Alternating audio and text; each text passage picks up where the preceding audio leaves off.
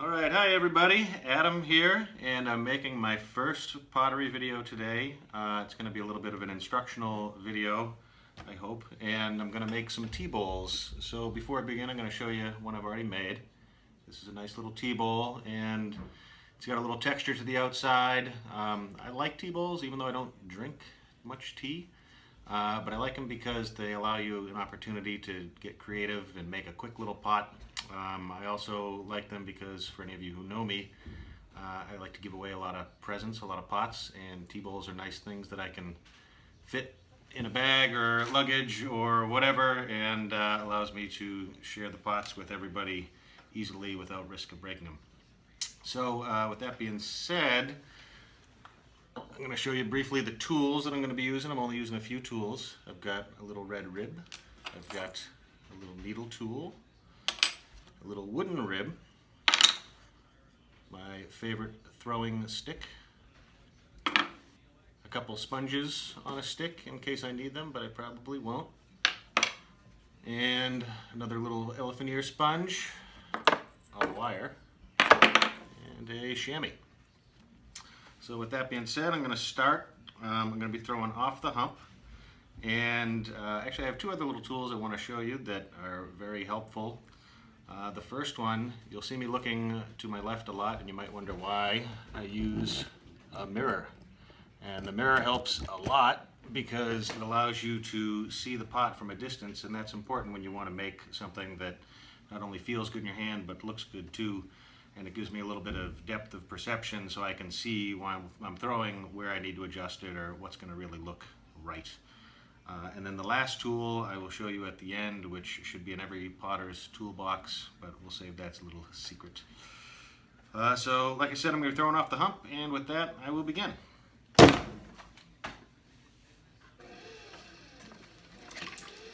First step, a little bit of water.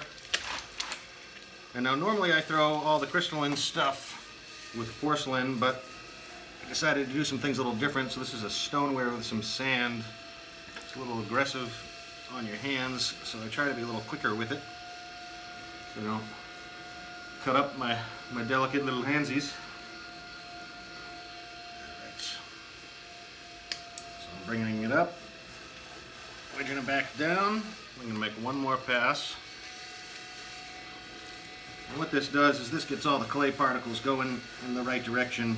And when you're throwing off the hump, you probably don't need to wedge as high up as I do or wedge as much as the clay, but after this video is over, I'll just continue throwing the whole lump into, oh, I don't know, 6 or 7 little tea balls. Alright, so now that I'm centered, I'm going to make my first little hole. Right down the middle, and I'm only going about a thumb width deep. I don't use much clay to make these little tea bowls. Now I'm going to make a little indentation right where I expect the foot of my pot to be.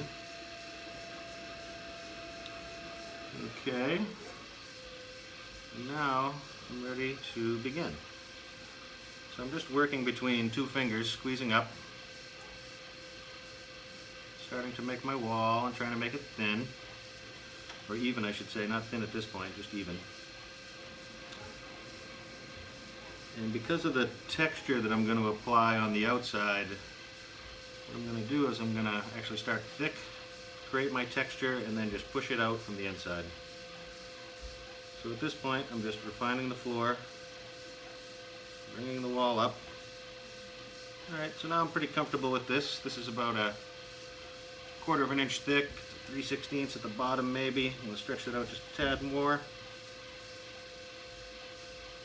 Okay, I'm happy with this so far.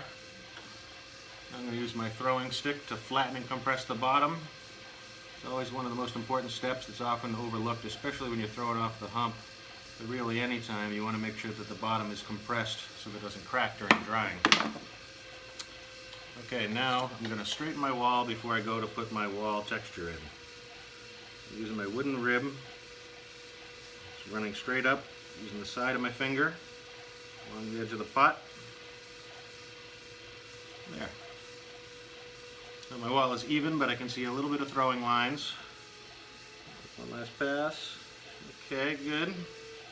Alright, now I'm going to make my texture in the side of the pot. So slowing the wheel way down, and I'm going to try to create a little bit of a erratic flow as I scoop and dig into the clay, and I'm really just trying to give it a little scenery, as some people call it, but give it a little bit of some wave effect. And so here I go. And the key thing with this is to be deliberate with your movement, but fluid as well.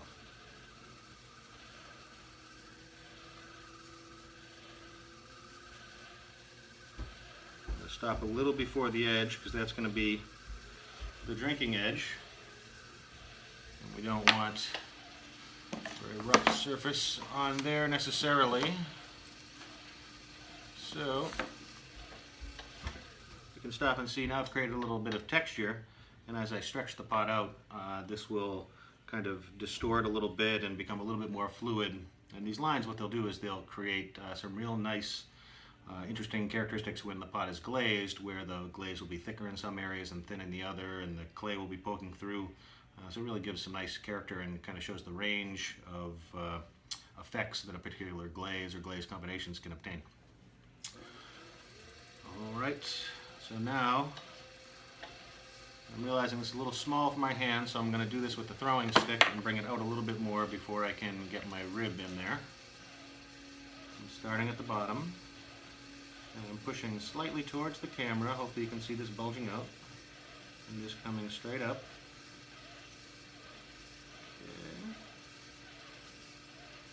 Okay. Good.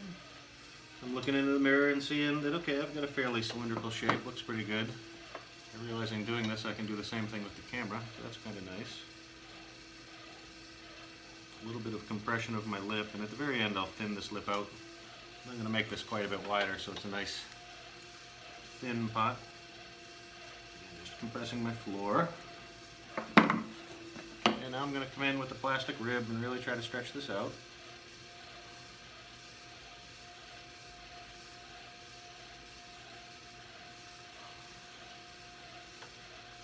Okay, pretty happy here, but I want a little more width in the bottom. I just caught my fingernail on the lip, so that's not good, but I'll smooth that out.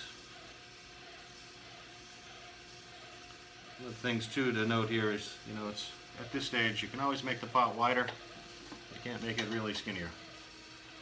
So you want to be cognizant of the width of your pot in different regions, because if you have to try to neck it back in, it's really tough. And when I'm trying to make this texture on the outside, I really can't touch the outside of the pot at this point. Alright, so I'm going to stretch the bottom just a tad more. I'm looking completely in the mirror now because I'm looking for the shape. Okay, I'm going to give it a little bit of a waist. Come up at the top, stretch it out, a little bit more. Alright. That will pretty much do it. I'm going to smooth and thin my lip here. This, like I mentioned, this clay has some sand in it, and so you really want to be using the chamois on the lip, unless you know you're going to be using a really thick glaze, because otherwise you will feel the sand on there. Alright, so I'm really happy with this pot. The last thing I'm going to do is give a little decoration on the inside that just gives a little more character, showing that it's handmade. A little swirl. I'll show you this after. That's it, using the end of my stick. Alright, last thing I'm going to do is just get a little bit of a foot on here so I have a place to cut my wire in. So I'm just going to use one finger. Carefully bring this down. Right around in here is where I'm going to make my cut mark. When I trim, I'll clean all this up. But I want a little elevation here. So I like all my pots to have a nice foot, so it really looks like they're kind of floating when they're just sitting on a table. Alright, so that's it. Hopefully you can see the nice little bit of waves and a little bit of flow to the pot. And for the final thing that should be in every potter's toolbox, and this really just speeds up the process, but it's helpful for when you're working off the hump and you want to pull a pot off without distorting it, or if you're trying to work a certain section and you need a certain bit of strength, the torch. Some people use a big one, I use a small one. I'm just going to torch the pot. Really, I'm doing this right now, so once I cut it and pull it off, it's not going to warp. I've thrown it pretty thin, so if I bump it or move it, it will have a tendency to warp. But I'm not torching it so much that it's really drying it. I'm just driving off some of the surface water. If you really went too far, the clay would start cracking and popping and exploding from the water literally boiling in the clay. A little bit on the inside. You can probably see the steam coming off here. Almost done. And that's it. Now you might be able to see the steam. I can see it. Okay. Last bit. Cut it off.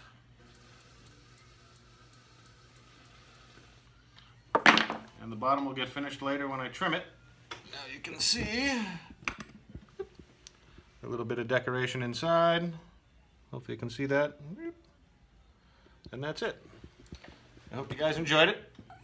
Thanks for watching. Bye.